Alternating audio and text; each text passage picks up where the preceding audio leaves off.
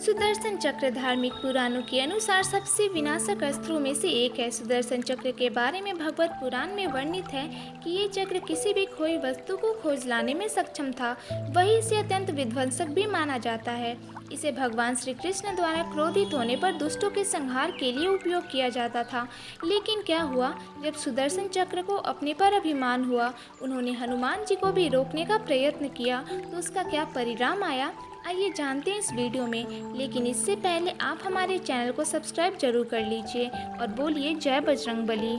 एक बार श्री कृष्ण अपनी रानी सत्यभामा के साथ सिंहासन पर विराजमान थे और उनके निकट ही गरुड़ और सुदर्शन चक्र भी उनकी सेवा में विराजमान थे।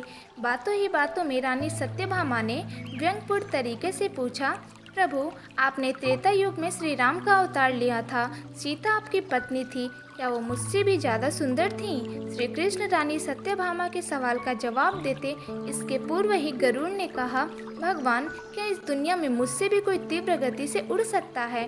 तभी सुदर्शन चक्र से भी रहा नहीं गया और वो भी बोल उठे, भगवान, मैंने बड़े बड़े युद्धों में आपको विजयश्री दिलवाई है, क्या इस संसार में मुझसे भी कोई अधिक शक्तिशाली है? श्री कृष्ण समझ गए कि तीनों में अभिमान आ गया है, लेकिन प्रभु की लीला तो अद्भुत है। श्री कृष्ण मन ही मन मुस्कुराए और सोचने लगे कि कैसे इन तीनों के अभिमान को नष्ट किया जाए। तब भगवान ने फैसला किया और गरुड़ से बोले, गरुड़, आप हनुमान जी को बुला लाओ। हनुमान जी से कहना कि प्रभु राम माता सीता के साथ उनकी प्रतीक्षा कर रहे हैं। गरुड़ भगवान की आज्ञा लेकर हनुमान जी को बुलाने उड़ चले। इधर श्री कृष्ण ने सत्यभामा से कहा, देवी, आप सीता के रूप में तैयार हो जाएं। और स्वयं श्री कृष्ण ने राम का रूप धारण कर लिया। तब श्री कृष्ण ने सुदर्शन चक्र को आज्ञा किया और कहा, तुम महल के प्रवेश द्वार पर पहरा दो और ध्यान रहे मेरी आज्ञा के बिना महल में कोई भी प्रवेश ना कर पाए। सुदर्शन चक्र ने कहा, जो आज्ञा प्रभु। भगवान की आज्ञा पाकर सुदर्शन चक्र महल के प्रवेश द्वार पर तैनात हो गए। गरुड़ ने हनुमान जी के पास पहुंचकर कहा, हे वानर श्रेष्ठ, भगवान राम माता सीता के साथ द्वारका में आपसे मिलने के लिए पधारे हैं। आपको बुलाने की आज्ञा है, आप मेरे साथ चलिए। मैं आपको अपनी पीठ पर बिठाकर आपको शीघ्र ही वहां ले जाऊंगा। हनुमान जी ने उनसे कहा, आप चलो, मैं आता हूँ। गरुड़ ने मन ही मन विचार किया कि हनुमान जी तो स्वयं ही उड़ चले, ये कैसे जल्दी पहुँचेंगे। उसके बाद हनुमान जी के कहने पर गरुड़ द्वारका के लिए उड़ चले। लेकिन जैसे ही वो महल में दाखिल हुए, गरुड़ के होश उड़ गए। उनके सामने हनुमान जी विराजमान थे, जो उनसे पूर्व ही महल में पहुँच चुके थे। ये देखकर गरुड़ का सिर लज्जा से झुक गया। तब श्री राम के रूप में श्री कृष्ण ने हनुमान से कहा, पवन पुत्र, तुम बिना आज्ञा के महल में कैसे प्रवेश कर गए? क्या तुम्हें किसी ने प्रवेश द्वार पे रोका नहीं?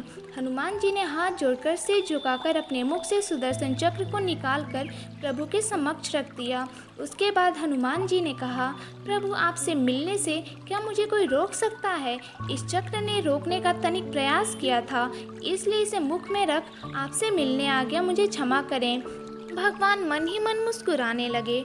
तब बजरंगबली ने हाथ जोड़ते हुए श्री राम से प्रश्न किया कि प्रभु, मैं आपको तो पहचानता हूँ, आप ही श्री कृष्ण के रूप में मेरे राम हैं, लेकिन आपने माता सीता के स्थान पे आज किस दासी को इतना सम्मान दे दिया कि वो आपके साथ सिंहासन पर विराजमान है। और ये सुनते ही रानी सत्यभामा का अहंकार चूर चूर हो गया और ऐसे रानी सत्यभामा, गरुड़ और सुदर्शन चक्र का अहंकार चूर चूर हो गया। तीनों की आंखों से आंसू बहने लगे और वो भगवान के चरणों में झुक गए।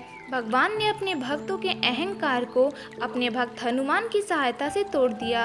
इतना ही नहीं, हनुमान जी ने बहुत लोगों के अहंकार को तोड़ा है। इसलिए हमें कभी भी अहंकार नहीं करना चाहिए, क्योंकि कोई और हमसे भी ज़्यादा श्रेष्ठ हो सकता है। तो प्रेम से बोलिए हरे कृष्ण, राधे राधे।